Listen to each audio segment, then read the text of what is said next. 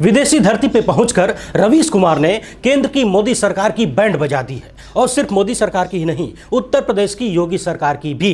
राहुल गांधी ने विदेशी धरती पर जाके भारत के बारे में कुछ बातें कही थी, तो बीजेपी के लोगों ने उसे गलत तरीके से प्रस्तुत किया और कह दिया कि भारत को बदनाम कर रहे हैं। मगर उससे भी 4 कदम आगे निकलते हुए रवीश कुमार ने सरकार की बखिया उधेड़ दी है। यूं कह लीजिए, खटिया खड़ी बिस्तरा गोल कर दिया है। भारत की मीडिया से लेकर लोकतंत्र तक और सत्ता द्वारा सताए गए पत्रकारों से लेकर इशारों में ही साहेब को भी बुरी तरह से लपेट दिया है। लेकिन अपने भाषण में रवीश कुमार ने एक बात कही कि भारत में प्रेस यानी मीडिया बिल्कुल आज़ाद है। ऐसा उन्होंने क्यों कहा, पूरी बात आपको विस्तार से बताएंगे। बेहद आसान भाषा में बताने का प्रयास किया जाएगा। एक एक शब्द को बेहद बारीकी से सुनिएगा। सुनने के बाद आप भी कहेंगे कि सच में इसे ही कहते हैं बैंड बजाना। अच्छा, एक बात बताइए, क्या हमारे देश के प्रधानमंत्री जी की याददाश्त बेहद कमज़ोर है? यदि आप में से कोई उनका बहुत करीबी हो तो पता लगाइएगा। एक और बात समझने वाली है, याददाश्त की कमज़ोरी उनकी खास तरीके की है, क्योंकि कर्नाटक में मोदी जी ने कांग्रेस पर हमलावर होते हुए कुछ ऐसी बातें कह दी हैं जिन्हें सुनने के बाद आप मेरी बातों से 100% सहमत हो जाएंगे कि मामला सच में कहीं ना कहीं कुछ गड़बड़ है। अच्छा, एक सवाल का जवाब दीजिएगा कि यदि हमारे देश का चुनाव आयोग काम कर रहा होता, ईमानदारी बेईमानी छोड़ दीजिए, बस काम कर रहा होता, तो क्या हमारे देश के प्रधानमंत्री जी को चुनावी प्रचार से रोका जा सकता था? कर्नाटक में पीएम मोदी को चुनावी प्रचार से रोकने की मांग हो रही है। यह पूरा मामला भी आपको विस्तार से बताया जाएगा कि कैसे पीएम मोदी को प्रचार से रोका जा सकता है और रोका जाना चाहिए। इसके साथ ही आपको भारत में पीएम मोदी को लेकर एक नई तानाशाही का प्रमाण भी दिखाएंगे। कर्नाटक चुनाव को लेकर एक नया सर्वे भी आया है, इसका भी एक संक्षिप्त विवरण आपको दिखाया जाएगा। मगर इन सभी मुद्दों पर बातचीत शुरू करने से पहले आप सभी से अनुरोध है, यदि आप में पहली बार देख रहे हैं तो फेसबुक पर हमारे पेज को फॉलो और लाइक कर लीजिए। यूट्यूब पर सब्सक्राइब करके घंटा बजा दीजिएगा। घंटा के बगल में ज्वाइन का बटन भी है, जल्द से जल्द हमारे चैनल को ज्वाइन भी कर लीजिए। देश को गोदी मीडिया के जहरीले प्रकोप से बचाने और आम आदमी की आवाज़ को बुलंद करने में हमारे सहायक बनने का प्रयास करें। इस QR कोड या फिर इस मोबाइल नंबर का प्रयोग करते हुए हमें आर्थिक रूप से मजबूत करिए, क्योंकि हम किसी राजनीतिक दल या धन्ना सेठ के भरोसे नहीं चलते, इसलिए हमें आपके साथ की जरूरत है। बहुत बहुत धन्यवाद। सबसे पहले आपको लोकतांत्रिक तानाशाही का एक नमूना दिखा देते हैं।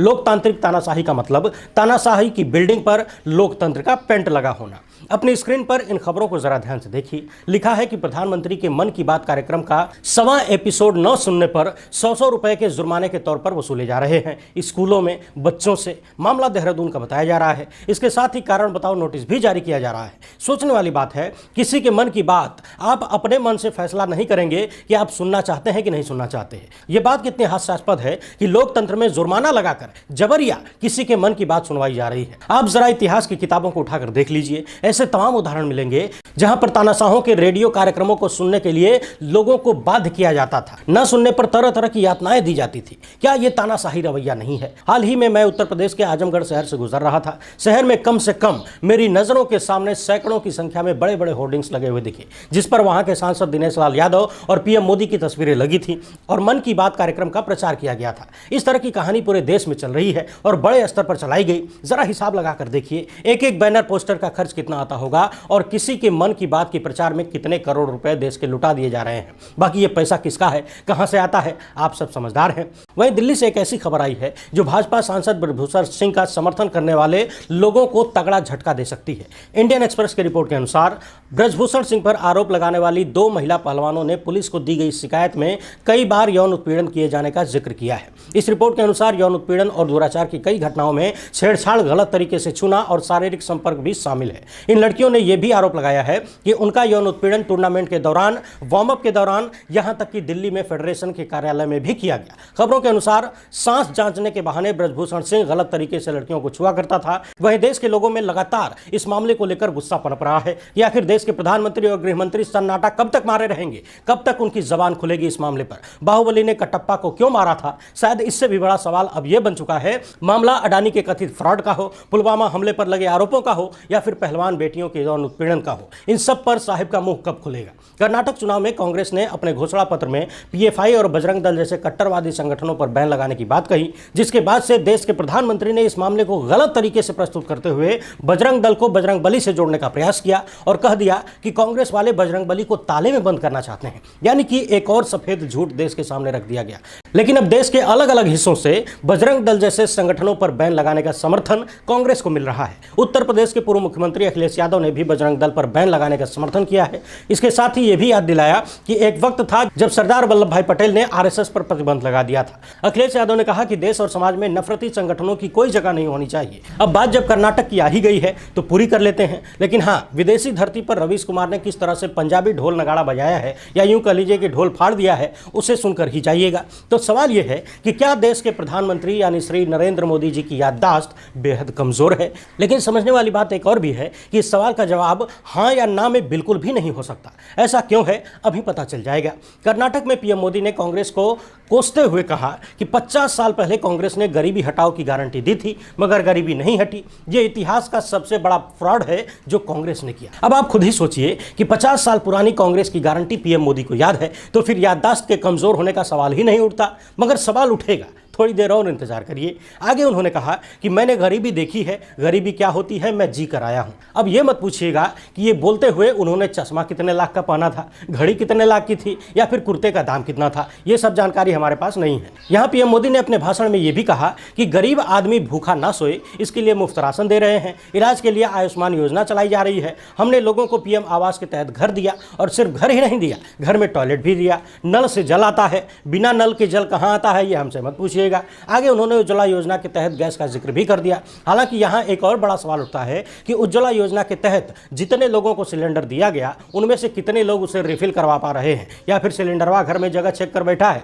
आगे उन्होंने ये भी बताया कि पीएम आवास वाले घर में बल्ब जगमगाता है। लेकिन असली मैटर अब सामने आ रहा है। सुनिए, प्रधानमंत्री जी ने कहा कि कांग्रेस की सरकारों में ये सारी सुविधाएं पाने के लिए कमीशन देना पड़ता था। अब सोचने वाली बात यह है कि कमीशन की चर्चा पीएम मोदी कर्नाटक में जाकर कर रहे हैं, जहां चारों तरफ चर्चा है कि भाजपा सरकार 40% कमीशन वाली सरकार है। कर्नाटक को तो छोड़िए, पीएम आवास में और शौचालय में उत्तर प्रदेश चुनाव के दौरान हमने दिखाया था कि किस तरह से शायद ही कोई ऐसा लाभार्थी मिला हो जिसने ये कहा हो कि बिना कमीशन दिए उसे सरकारी आवास या शौचालय मिल गया हो। आवास में तो 20,000 से लेकर कुछ लोगों ने आधी रकम तक का कमीशन दे रखा था। हमारे पास इसका लेखा जोखा तो नहीं है, लेकिन जबानी रूप से लोगों ने जो बातें बताई उसके अनुसार बहुत ही लंबा चौड़ा कमीशन पीएम आवास के तहत लिया गया। और बहुत सारे ऐसे भी थे जो कह रहे थे कि कमीशन देने के बावजूद अभी तक आवास के इंतजार में टुकुर टुकुर ताक रहे हैं। आगे प्रधानमंत्री जी ने कहा कि कांग्रेस की आदत है झूठा कमेंट करना, झूठी गारंटी देना। कर्नाटक में भी ये लोग झूठी गारंटी दे रहे हैं। और इसके बाद तो प्रधानमंत्री जी ने गड़बड़ेशन ही कर दिया। चले गए हिमाचल और कहने लगे कि हिमाचल में कांग्रेस ने 1 लाख रोजगार पहली कैबिनेट में देने का वादा किया था, मगर जब पत्रकारों ने पूछा तो जवाब दिया कि कमेटी बना दी गई है, ये धोखा है। इसी तरह से महिलाओं को 1500 रुपए देने का वादा भी किया गया था। सवाल करने पर कांग्रेस कहती है कि कमेटी बना दी गई है। कांग्रेस वाले गारंटी दे देते हैं और बाद में कमेटी का झुंझुना थमा देते हैं। अब सोचने वाली बात यह है कि कुछ महीने पहले हिमाचल में कांग्रेस की सरकार बनी है। उस सरकार ने 1 लाख रोजगार देने का वादा पूरा किया कि नहीं किया, ये प्रधानमंत्री जी को याद है। लेकिन उन्होंने साल 2014 में पूरे देश से हर साल 2 करोड़ नए रोजगार देने का वादा किया था, वो याद नहीं है। साल 2019 में 100 स्मार्ट सिटी बनाने का वादा किया था, शायद वो भी भूल गया है। साल 2022 तक किसानों की आय दोगुनी होने वाली थी, पता नहीं 2022 कहाँ अटक गया है। जल्दी आ जाता तो किसानों की आय दोगुनी हो जाती। वहीं एक वादा और किया गया था कि जब हम आज़ादी की 75वीं वर्षगांठ बना रहे हों तो हर परिवार के पास अपना घर होना चाहिए। क्या ये सारे वादे पूरे हो गए? आप कहेंगे कि 15 लखवा कहाँ छोड़ दिए। चलिए उसे भी याद कर लीजिए। अब आप ही लोग बताइए कि याददाश्त कमजोर है या फिर केवल अपना वादा याद नहीं है, दूसरों वाला याद रहता है। और आगे तो इन्होंने गजबे कर दिया। कहने लगे कि हिमाचल में गरीब और मिडिल क्लास कांग्रेस से बहुत नाराज है। अभी 2-3 दिन पहले ही हिमाचल में म्युनिसिपल कॉर्पोरेशन का चुनाव हुआ।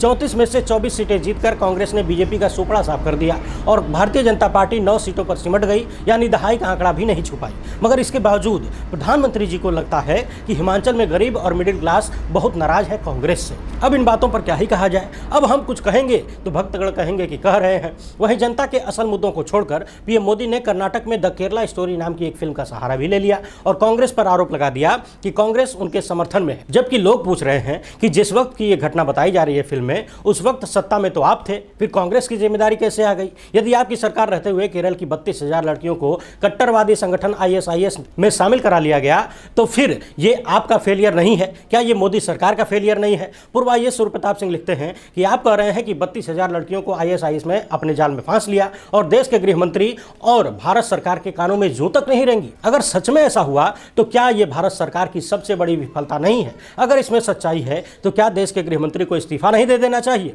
अब सूर्य प्रताप सिंह जी को कौन समझाए कि जब देश के गृहमंत्री खुद कर्नाटक में बोल रहे हैं कि यदि भाजपा को वोट नहीं दिया, कांग्रेस सत्ता में आ गई तो दंगे होंगे, इसके आगे क्या कहना बाकी रह जाता है? जब देश का गृहमंत्री खुद ही दंगों की भविष्यवाणी कर दे तो क्या आप किसी भी विफलता पर उनके इस्तीफे की उम्मीद कर सकते हैं? वहीं कर्नाटक को लेकर सी वोटर का एक नया सर्वे आया है, जिसके अनुसार कांग्रेस को 110 से 122 सीटें, बीजेपी को 73 से 85 सीटें, जेडीएस को 21 से 29 सीटें मिलने का अनुमान दिया गया है। वहीं जब जनता से पूछा गया कि कर्नाटक में कौन जीतेगा तो 44% लोगों ने कांग्रेस के पक्ष में वोट किया और मात्र 32% लोगों ने बीजेपी के पक्ष में वोट किया है। बाकी महत्वपूर्ण चीजें पत्रकार रणविजय सिंह ने काफी संक्षेप में शेयर की थी, इसलिए हमने यहां पर लगा दिया है। आप चाहें तो वीडियो को पॉज करके पढ़ लीजिए। अब बात कर लेते हैं कि क्या कर्नाटक चुनाव में पीएम मोदी के प्रचार करने पर रोक लगाई जानी चाहिए और लगाई जा सकती है यदि ईमानदारी से काम हो तो।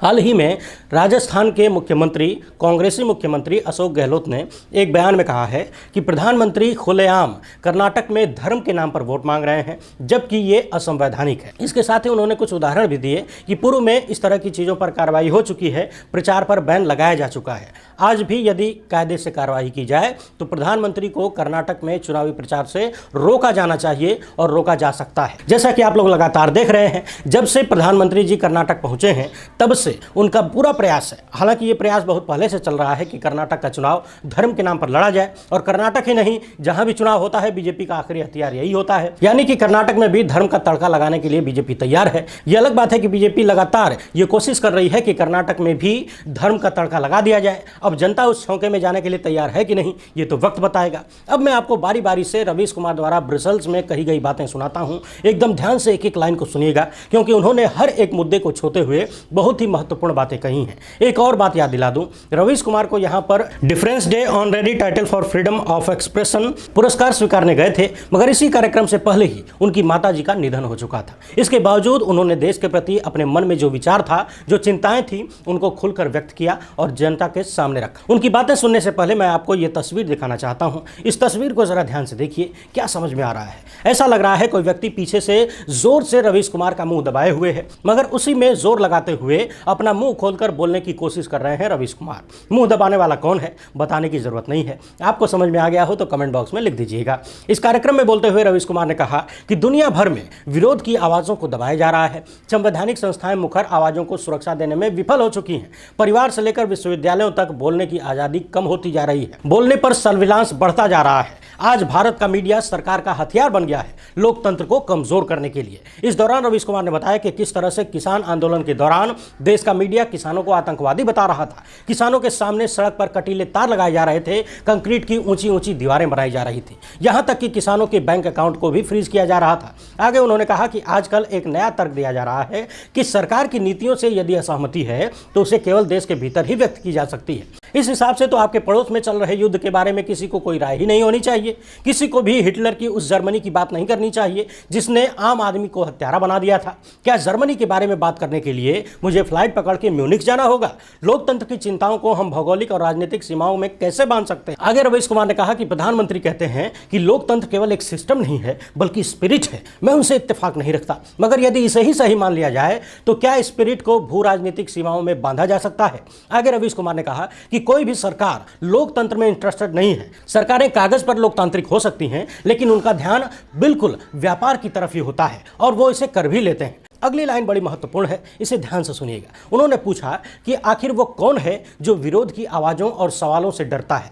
तो सबसे पहले वो डरता है जो सारा मुनाफा अपनी जेब में रखना चाहता है, जो आर्थिक असमानता को बढ़ाना चाहता है, जो चाहता है कि देश की 90% आबादी सरकार की दया और सब्सिडी पर जीने को मजबूर रहे। आजकल इसे फ्री बीज भी कहते हैं। इस मुनाफाखोरी का मकसद साफ होता है, वो चाहते हैं कि देश की अधिकतर आबादी केवल जिंदा रहे और सरकार की मेहरबानी पर एहसानमंद भी रहे। और इसके बाद नंबर आता है नस्लीय, जातिवादी और सांप्रदायिक कट्टरपंथ का, जो जनता को इधर उधर के मुद्दों में फंसाए रखता है ताकि असल मुद्दों से उनका ध्यान भटकाया जा सके। गरीब को सूचना से दूर रखा जाता है और जो खबरों को समझ सकते हैं उन्हें गलत सूचना दी जाती है। ये सारी चीजें हमारे आसपास हो रही हैं, कुछ नया नहीं है। सरकारें जानबूझकर ऐसी नीतियां बनाती हैं जिनसे गरीबी कभी खत्म न हो। गरीबों को लोकतंत्र में बराबर का अधिकार नहीं मिलता। लोकतंत्र सिर्फ सत्ता और उसके समर्थकों के लिए ही बचा है, सत्ता विरोधियों के लिए लोकतंत्र बिल्कुल भी नहीं है। आगे भारत में पत्रकारिता पर बोलते हुए रवीश कुमार ने कहा कि आज पत्रकारिता का काम बहुत ही कठिन हो गया है। अच्छी पत्रकारिता का रास्ता अब जेल के डर से होकर गुजरता है। भारत में बहुत सारे पत्रकारों को जेल जाना पड़ा है, मुकदमे भी हुए हैं। कश्मीर की सना इरशाद को पुलित्जर पुरस्कार मिला तो उन्हें फ्लाइट पकड़कर पुरस्कार लेने देश से बाहर नहीं जाने दिया गया। कोविड-19 के दौरान सरकारी अव्यवस्था पर रिपोर्ट करने वाले दानिश सिद्दीकी को अफगानिस्तान में कार्य के दौरान ही मार दिया गया, लेकिन सरकार की तरफ से श्रद्धांजलि तक नहीं दी गई। उत्तर प्रदेश के स्वर्गीय पवन जायसवाल को याद करते हुए रवीश कुमार ने बताया कि कैसे सरकारी स्कूल में मिड डे मील की जगह नमक रोटी दी जा रही थी। पवन जायसवाल नाम के पत्रकार ने जब इस मामले का खुलासा किया तो सरकार की छवि खराब करने के प्रयास सहित अन्य आरोपों में उन्हें जेल भेज दिया गया। आपको बता दें कि उसके कुछ महीने बाद पवन जायसवाल गंभीर रूप से बीमार हुए, संभवतः कैंसर की बीमारी हो गई थी और उनकी मौत हो गई। रवीश कुमार ने केरल के पत्रकार सिद्दीक कप्पन को भी याद किया, जो कि यूपी के हाथरस कांड की रिपोर्टिंग करने आ रहे थे। बीच में ही उन्हें गिरफ्तार करके 28 महीने तक यूपी सरकार ने जेल में बंद रखा और उनके ऊपर सांप्रदायिक सौहार्द बिगाड़ने, देश विरोधी होने और मनी लॉन्ड्रिंग जैसे आरोप गढ़ दिए गए। बाद में सुप्रीम कोर्ट ने सिद्दीक कप्पन को बेल दिया। आगे रवीश कुमार ने कहा कि आज भारत का प्रेस पूर्ण रूप से आजाद है, पूरी तरह से स्वतंत्र है, क्योंकि उसके पास आजादी है भारत के लोकतंत्र को तबाह करने की, भारत में समानता के आदर्शों को कुचलने की। आज भारत की मीडिया के पास प्रेम और सौहार्द की जगह झूठ और नफरत फैलाने का तथा असहमति और विपक्ष की आवाज को दबाने की पूर्ण आजादी है। यानी कि कुल मिलाकर अपने इस भाषण में रवीश कुमार ने भारत में वर्तमान में लोकतांत्रिक परिस्थितियों और मीडिया के रोल को लेकर सरकार की बखिया उधेड़ दी और बता दिया कि वो रुकने वाले नहीं है। जैसा कि मैंने बताया कि इस कार्यक्रम में शरीक होने से पहले ही रवीश कुमार की माताजी का निधन हो चुका था, मगर इसके बावजूद उन्होंने देश को लेकर अपनी चिंताएं खुलकर सामने रखी। इसके साथ ही भाषण के अंत में उन्होंने अपनी मां का नाम लेते हुए बातचीत का अंत किया, लेकिन उनकी बातचीत पूरी होने के बावजूद पूरा हाल कई मिनट तक तालियों की गूंज से गूंजता रहा। वीडियो अच्छी लगी हो तो ज्यादा लोगों तक पहुंचाइएगा। हमसे जुड़ने के लिए बहुत बहुत धन्यवाद। जय हिंद।